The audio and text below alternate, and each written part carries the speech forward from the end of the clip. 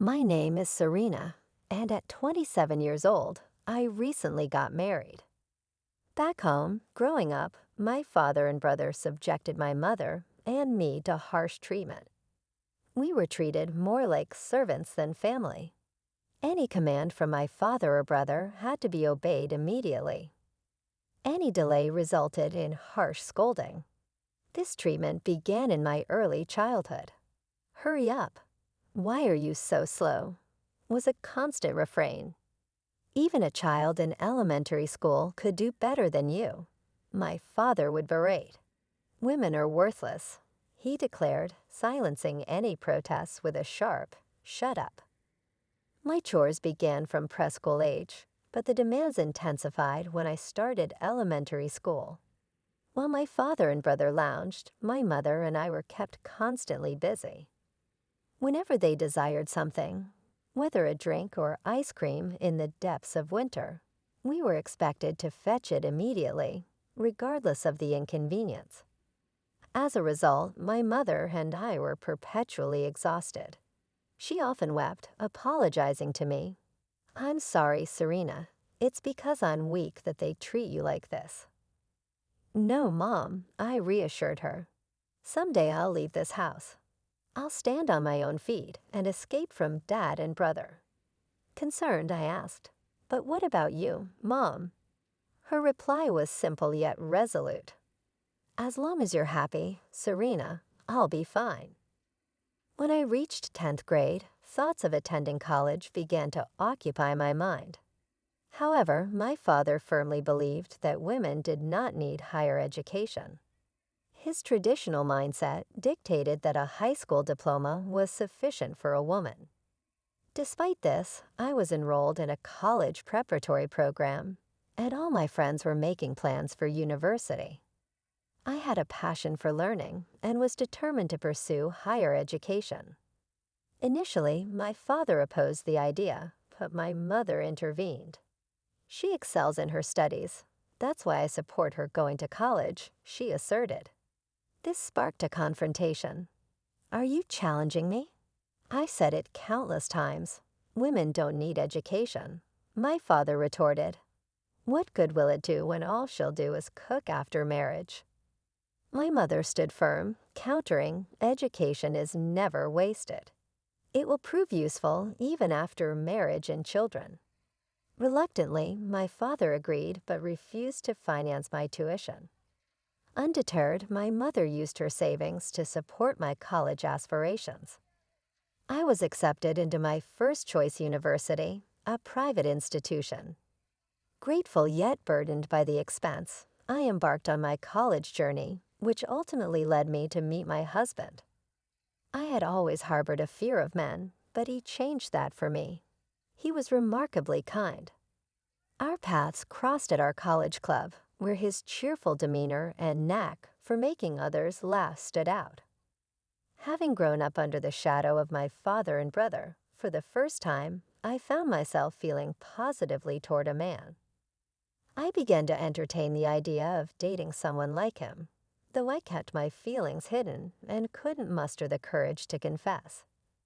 As a result, we never dated during our college years. It wasn't until after graduation that we met again at a reunion. He had transformed into a sophisticated city man, a stark contrast to my rural upbringing in New York.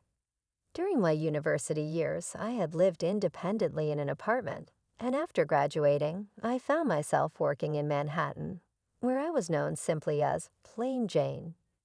I wasn't sure if someone as plain as me was suitable for him, but when he asked me to visit, I couldn't refuse. We reminisced about our club days and soon started dating. A year and a half later, he proposed formally, and we got married. As we started our own family, I began to worry about my mother back in my childhood home. The thought of her enduring continued abuse from my father and brother made me feel ill. "Hi, Mom. How have you been?" I asked cautiously. "I'm fine, but how about you, Serena?" She replied gently, "I'm doing well. Danny helps a lot around the house, and he might even be a better cook than me." "Really?" Perhaps he takes after his father, the chef. Could be, but please don't worry about me, Mom, and make sure to take care of yourself too. Dear, I will, Mom. Her words were kind as always, but I sensed something troubling beneath the surface. I had a gut feeling that she was still suffering from my father and brother's mistreatment. They harbored a deep-seated disdain for women, but my mother, with her scarred face, bore the brunt of their cruelty. Before I was born, my mother had an accident that left a prominent scar on the right side of her face. My father would cruelly call it hideous and disgusting, so she always kept that side of her face covered with her hair. It was heartbreaking to see my mother, who had been injured defending my father, being insulted in such a way. It became evident that my father didn't appreciate her at all. Even my brother joined in, saying heartless things like, "Don't come to the open house. You're disgusting." I believe that such words should never be spoken, especially within a family. One sweltering midsummer day, my husband and I were enjoying a pleasant evening with chilled beer and snacks. Suddenly, the doorbell rang just before 9 o'clock p.m., leaving us wondering who could be calling at such a late hour. As we opened the door, there stood my mother. "Oh, Danny, Mom, what brings you here at this hour?" I asked, surprised. "Could you lend me $20? I'm sorry for bothering you, Serena." "And Danny," she replied softly, "$20 is fine, but what happened?" I inquired, concerned. "I thought I'd go to a motel or something," she murmured. "A motel? What do you mean?" I pressed gently. "Right now, all I need is a place to sleep," she explained wearily. "What? Why? Did something happen?" I asked, growing increasingly alarmed. "They kicked me out of the house, your father and his lot." "I have no money," she confessed. I froze in shock, unable to comprehend. As I urged her to share more, the details she revealed were beyond horrifying. The evening after dinner, Mom was busy with her usual housework when Dad and brother began demanding more alcohol and ice cream. Mom left with only her coin purse and smartphone to get what they wanted. However, when she returned, she found the door locked from the inside. "Unlock the door." "I brought everything," Mom pleaded. "Just leave it there. We don't need you anymore," Dad's harsh voice replied. "Drop what you bought and disappear, worthless wife," brother added cruelly. This left Mom utterly distraught. She had spent almost all her money and couldn't even afford a taxi, forcing her to walk all the way back home. That's what happened. "That's terrible. Maybe you're just useless now," Mom lamented. "Serena, let's have your mother live with us," my husband suddenly suggested. "Really? Are you sure?" I asked in surprise. "Yeah, we have extra rooms." "She can have one," he assured me. "But I don't want to intrude on your newlywed life," Mom protested. "It's okay. I see you as my own mother," my husband insisted warmly. "Thank you," Mom exclaimed cheerfully. She must have been deeply moved by his kindness, something she likely wasn't used to experiencing. My husband had lost his mother young and was raised by his hard-working chef father. He had earned a college scholarship and understood the pain of others. Having such a husband, I came to realize how fortunate I was. He was the complete opposite of my father and brother. From then on, we began our life together as a trio. Whenever we returned home, Mom always had a hot meal waiting for us. "You don't have to go through all this trouble. Danny and I can help with the housework," I offered. "It's okay. I want to do this." "Thank you, Mom," my husband insisted warmly. After a comforting home-cooked meal from Mom, I was feeling a bit guilty and relaxed when the doorbell suddenly rang. To my surprise, it was my father and older brother. "You're here after all. How could you send me a text like that?" I exclaimed. "I don't want to be with you anymore." What's that supposed to mean? My father bellowed.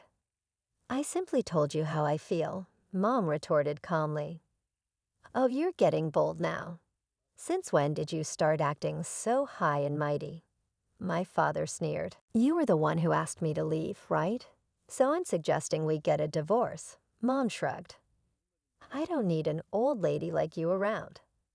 But if we're divorcing, you better pay me alimony, my father demanded. Excuse me. I was shocked to hear my father demanding alimony from my mother. I couldn't believe what was happening. Isn't that young guy I saw with you your new boyfriend? That's cheating, isn't it? My father accused. No, it isn't, Mom responded firmly. Oh, you two seem quite close, though. We didn't do anything improper, my mother calmly clarified. I was taken aback. I had no idea my mother had been involved with a younger man. Panic set in. Was she really having an affair? If so, it would be detrimental to her since she and my father were not yet divorced. Concerned about potential legal repercussions if my father's accusations were true, I glanced at my mother. To my surprise, she winked at me, silently reassuring me that everything would be all right. You despicable, disgraced woman. You won't survive alone once we divorce. Go ahead, pay me and live your pitiful life. My father scorned. I'm fine with divorcing. I have a job, she asserted calmly. What a job. But you've always been a housewife. My father was dumbfounded, echoed by my brother's shocked expression. Neither my father nor my brother had any knowledge that my mother had been employed. She had kept it a secret from them, confiding in me discreetly. She had explained that she wanted to avoid them becoming financially dependent on her. Oh, I understand now. Let's start anew. Come back home, my father pleaded as soon as he learned about the situation with the money. But my mother's response was cold and resolute. Why would I? I'm not coming back. I'm filing for divorce. What? Why? I'm offering to reconcile, my father exclaimed. Why do you speak down to me? I'm not the weak person I once was. I don't need a cheating man like you, my mother retorted firmly. The accusation of being a cheating man stunned my father. My brother, sitting nearby, was equally taken aback. Did you say something to my business partner, Emma? My mother questioned. Well, he's seeing a woman younger than Sabrina. It's disturbing, downright disgusting, my brother interjected. No, you've misunderstood. It's not what you think. My father protested vehemently. What's there to misunderstand? Can you deny this? After seeing the photo, my mother confronted him, displaying the picture she had discovered on her phone. It depicted my father in a close and intimate pose with a young woman named Emma, their faces almost touching. Seeing this, I couldn't help but feel disgusted by my father's actions. It was shocking to realize that this man was my father, behaving in such a despicable manner. How had my mother uncovered there? The relationship with Emma began through one of her business connections. During a face-to-face meeting at a cafe, my mother noticed a ring on Emma's finger, one that bore a striking resemblance to a ring she had purchased years ago. Impressed, my mother complimented Emma on her ring. Emma responded, "Thank you. My boyfriend, an older man, gave it to me. It's secondhand, but I cherish it because of its value." This revelation fueled my mother's suspicion that my father had given Emma the ring. It was a unique diamond and emerald piece custom-made just for her, making its disappearance from her jewelry box all the more damning. Convinced of my father's infidelity, she made her intentions clear. I'll be seeking compensation for this affair, and we're getting a divorce, she declared. What? Who's going to take care of all the housework then? My father protested. Really? You and your son can manage, can't you? I interjected, knowing well their incompetence in domestic tasks. They had always relied on us women to handle everything, so they would undoubtedly struggle if my mother left. It made me question why they had driven her away in the first place. That's when I resolved to intervene. Why would you chase Mom away if you can't manage without her? I demanded. It was just to hurt that woman. I wanted her to suffer. I'm not the villain here. My father defended himself. You're still saying that. You're the one who cheated. You're despicable and disgusting. I retorted, finding a newfound strength to confront my father and brother. In the past, I hadn't been able to stand up to them. But now, with the support of my husband and seeing my mother's resilience, I felt empowered to protect my family. Meanwhile, my brother was in tears, unsure of what to do next. It became apparent that he couldn't even cook a basic meal. His culinary skills were limited to bacon, eggs, and salads. I questioned if those even qualified as cooking. If they were so capable in the kitchen, perhaps living on instant ramen for the rest of their lives would suffice. My mother wasn't a servant or a housekeeper. Why should she return home cheerfully after being betrayed? It was clear my father and brother were not thinking straight. They couldn't even hold a coherent conversation. Well then, since you've made your decision, we need to prepare. I'll find a good lawyer, my father declared. Hold on, I don't care anymore. I'm definitely getting a divorce. Whether through mediation or a trial, it doesn't matter. I've endured emotional distress because of you, and I might be entitled to significant compensation, my mother asserted firmly. No way, I won't allow it. My brother smirked arrogantly. Even if we divorce, the parent-child relationship won't end, he retorted. So I'll still inherit when you're gone. That's not happening. I'm cutting you out of my will. After the way you've treated me, I won't let someone like you inherit anything. Did you know that by specifying my will, I can prevent you from receiving any of my assets? My brother's eyes widened in shock. He had never considered that his hurtful behavior could lead to such consequences. His outcry echoed loudly through our apartment complex. A burly man from the neighboring apartment, whom we usually avoided, emerged due to the commotion. He scolded my father and brother, who quickly fled as if fleeing for their lives. After my mother divorced my father, it was a difficult battle, but she secured substantial compensation and completely cut ties with Emma, my father's mistress. My father appeared devastated, and my brother, realizing he wouldn't inherit anything, fell into a deep gloom. My father's career suffered. He was gradually demoted to less significant roles before eventually choosing to resign. Meanwhile, my brother, working as a freelancer, struggled to make ends meet on his own. He reached out to me for help, but I ignored his calls and messages, cutting off contact. Following the divorce, my mother moved to a different apartment, feeling it best to create some distance from us. While my husband felt a sense of loneliness, I believed the separation might be beneficial. Even now, the three of us occasionally gather for dinner, which is truly enjoyable. However, soon we will become a family of four, as I am pregnant. I have no intention of allowing my child to meet their grandfather. I cannot bear the thought of such a despicable man being near my child. From now on, I am determined to become a stronger woman for the sake of my husband, my mother, and my child.